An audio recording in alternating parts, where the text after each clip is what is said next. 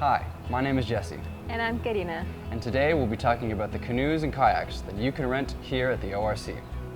We're excited to hear that you're interested in paddling and exploring some of Central Texas's best natural resource. The river and the surrounding areas in Central Texas have some amazing scenery, and the ecology and geography in the area can tell an amazing story too. We hope you enjoy these rivers responsibly. This video is meant to be a quick overview and is in no way all-encompassing. We encourage you to seek out instruction and choose where to paddle based off your own abilities. Paddling is a great way to explore the region, but it also comes with some risks, some of which might be subtle. Planning is a great way to reduce your exposure to those hazards, as well as keep yourself informed on the things you can't control. Check the weather and make sure that the conditions allow for a pleasant paddle, or at least that the conditions match your current skill and the boat that you're riding on. Remember, just because it's sunny and the air temperatures are warm, cold water temperatures can still pose a significant hazard. Keep a family member or a friend in the loop on your paddling plans. They can be very helpful in the small chance that something goes wrong. If it's a new place you're visiting, be sure to check up on all the local regulations. They might have more regulations than the state law regarding boats, life jackets, permits, and measures to reduce water contamination from invasive species, like the zebra mussel. Life jackets, or PFDs, personal flotation devices, are the best risk management tool when paddling. Wearing them drastically reduces the potential for a fun day to turn into something very different. Properly fitting our life jacket includes loosening each shoulder strap and the side straps found here. We then want to put our jacket on, and make sure to start with this buckle because it can get easily overlooked. Then we are going to zip our life jacket together and start tightening our straps. Side straps might be tough for you to pull, so ask a friend if needed. A great way to check if the life jacket is properly fitted is called the ear test. Have someone else pull your shoulder straps as high as they can. If it reaches your ears, it's best to readjust for a better fit. Life jackets are regulated by state law and local locality. Check the regulations for the body of water where you paddle. Texas law states that youth younger than 13 must have a life jacket on at all times. Otherwise, one must be present and accessible for everyone on the boat. This includes sub-paddlers as well. Both UTSA and yourself as the renter want this boat to come back in good shape. We promise we don't want to charge you any replacement or repair fees, but we want the equipment around to help facilitate plenty of adventures for road runners over the years. According to the conditional use agreement that you signed, you are responsible for any damages or lost equipment, so paddle it like you own it. Common issues include lost kayak foot pegs, seats, sup fins, and leashes that were forgotten at the put-in and takeout points. Be sure to keep track of all the gear and equipment that we lend to you. The best way to ensure that the boat makes it back to the shop is to paddle in conditions that match your skill set. Play it conservative. If something bad does happen, we want you to come home safe. Don't put yourself at risk to try to recover our gear. Critical safety components include ensuring the hatch, cover, and drain plugs are completely closed.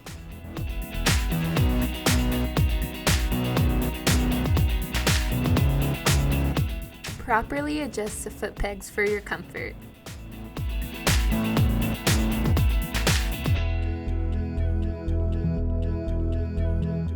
Make sure to securely strap the kayak chair.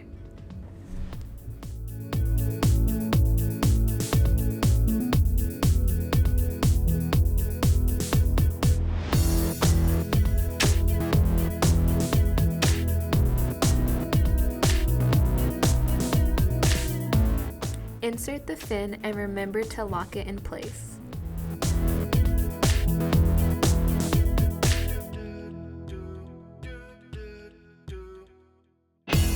Connect the smaller Velcro strap to the sup and the larger Velcro strap to the ankle.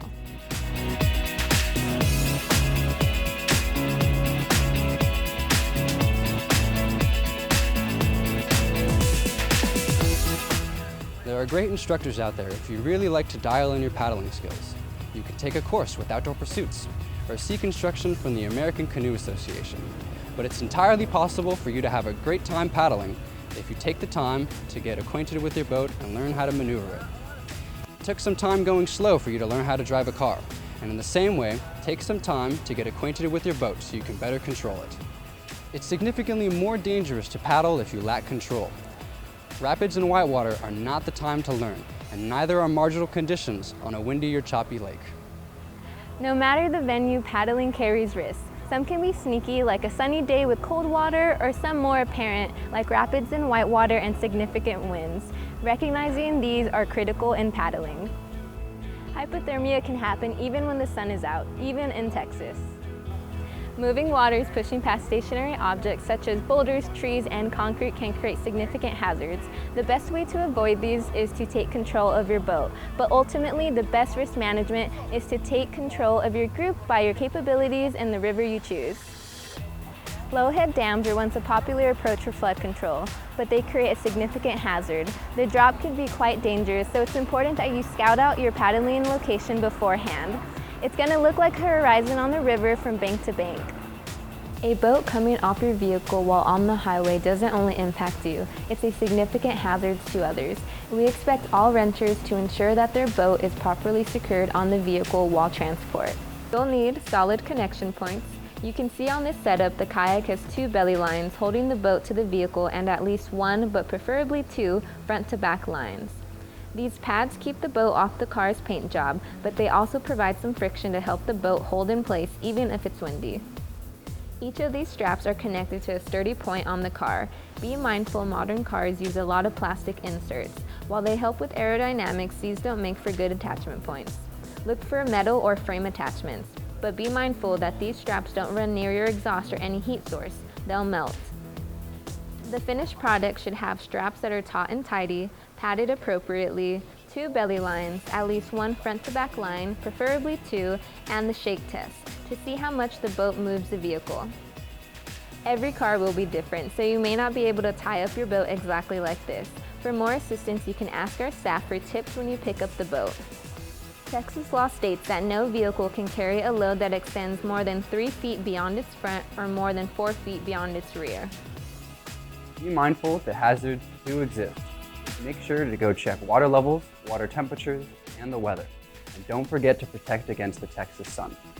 We hope you have a great time and that our program's equipment facilitates many more great adventures to come. Thanks for watching.